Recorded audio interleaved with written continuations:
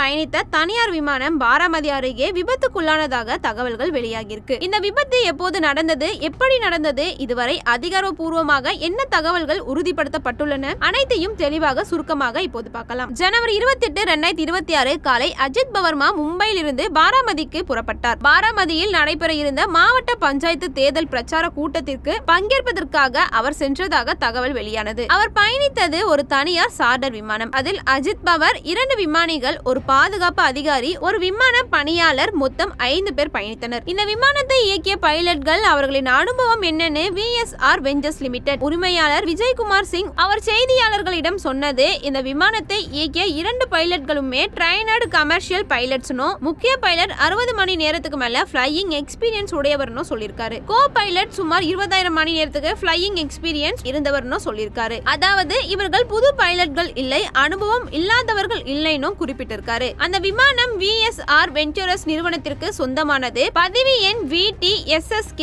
இது LJ45 charter aircraft வகையானது. சுமார் 9752 கிலோ எடை கொண்டது. சிறிய ஓடுதளம் கொண்ட விமான நிலையங்களில் தரையிறங்க ஏற்ற விமானம் வகையானது. மும்பையிலிருந்து புறப்பட்ட விமானம் சுமார் 30-35 நிமிடங்கள்ல காலை 8:30 மணி அளவில் விமானம் பாராமதி அருகே வந்தடைந்ததாகவும், அப்போது பாராமதியில் மூடு பனி, குறைந்த பார்வை தூரம், விமானம் தரையிறங்க முடியாமல் வானில் சுற்றி வட்டமிட்டதாக தகவல்கள் வெளியானது. DGCA அறிக்கையின்படி காலை 8:18 மணிக்கு விமானம் பாராமதி விமான நிலையத்துடன் முதன்முறையாக தொடர்பு கொண்டதாகவும், பார்வை தூரம் சுமார் 3000 மீட்டர், காற்று வேகம் குறைவாக இருப்பதாக விமானிகளுக்கு தெரிவிக்கப்பட்டது. விமானி ரன்வே 11 திசையில் வருகிறோம், ஓடுதளம் இன்னும் தென்படவில்லை என்று தெரிவித்தார். காலை 8:43 மணிக்கு ரன்வே 11 தரை இறக்கத்திற்கு தயார் நிலையில் வைக்கப்பட்டதாகவும், அதன் பின் விமான நிலையத்திலிருந்து எந்த தகவலும் வரவில்லை. காலை 8:46 மணி அளவில் விமானம் தரையில் விழுந்ததாகவும், அதன் பின்னர் பெரும் வெடிப்பு ஏற்பட்டதாக அருகில் இருந்த கிராம மக்கள் தெரிவித்தனர். விழுந்த உடனேயே எரிபொருள் டேங்க் வெடித்து விமானம் முழுவதும் தீப்பற்றி எரிந்தது. ஆரம்பத்தில் அஜித் பவார் கடுமையாக காயமடைந்தார் என்ற தகவல் வெளியானது. பின்னர் DGCA இந்த விபத்தில் யாரும் உயிர் தப்பிக்கவில்லை என்று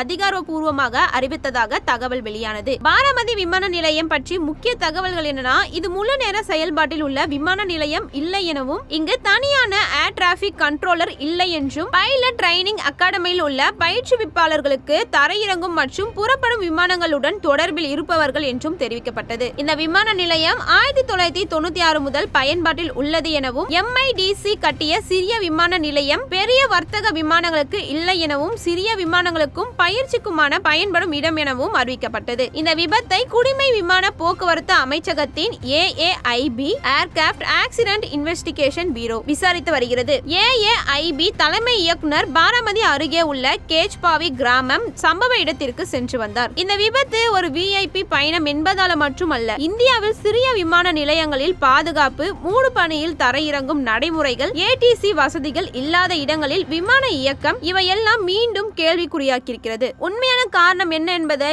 AIB விசாரணை முடிவுகள் தான் சொல்ல வேண்டும்.